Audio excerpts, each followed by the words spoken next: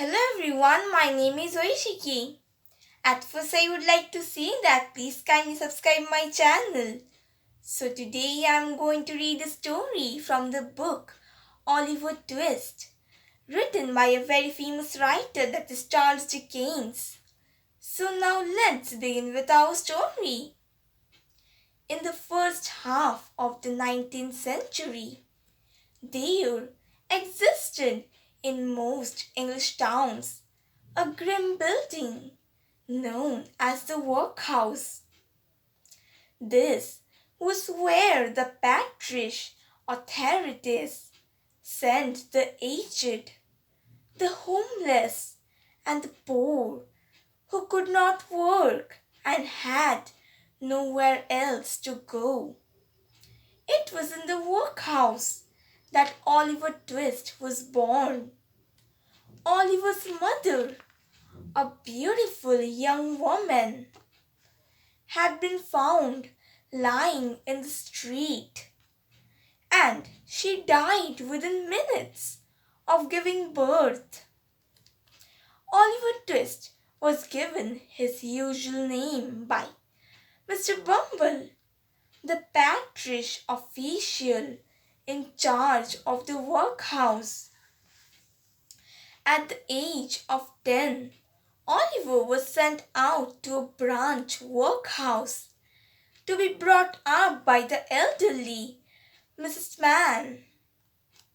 She looked after 20 or 30 poor orphans for a small weekly fee paid by the parish.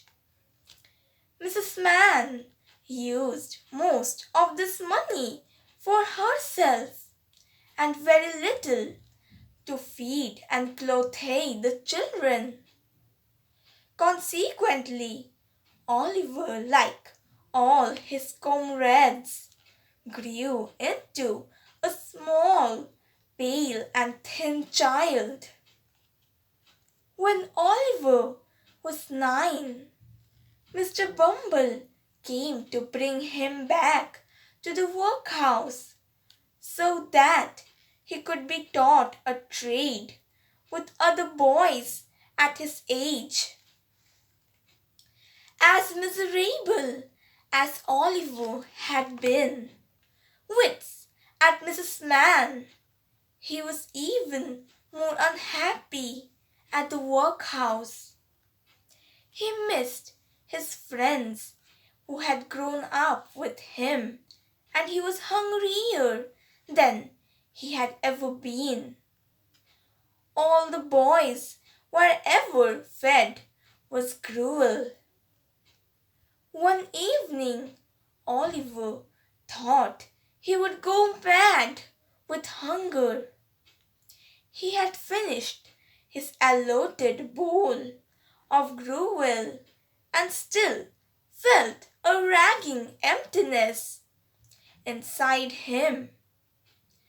Desperately, with his bowl and spoon in hand, he approached the master of the workhouse. "Please, sir," said Oliver, "I want some more." The master was stupefied. No one had ever dared to ask for more. "What?" he roared. "Please, sir," Oliver repeated quietly, "I want some more." Enraged, the master struck Oliver hard on his head and locked him in a dank and dismal cell.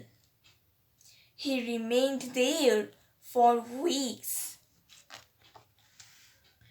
Rescue from his switched ensigns came in form of Mr. Showbelly, an undertaker who took Oliver as an apparatus. As the Showberries, Oliver was fed table scraps and had to sleep among the coffins. Still, he didn't regret. But one day He got into a fight with Mr. Showbelly, surely assistant. Mr. Showbelly was so angry that he threatened to send Oliver back to the workhouse. Oliver was terrified. He couldn't bear the thought of returning to the workhouse. So he decided to run away. So our story ends here. In my next video, I am going to read part 2 of Oliver. That is, Oliver Comes to London. If you liked my today's video, then please like and comment my video.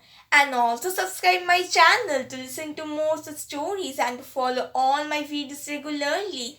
And don't forget to click on the bell icon. Thank you.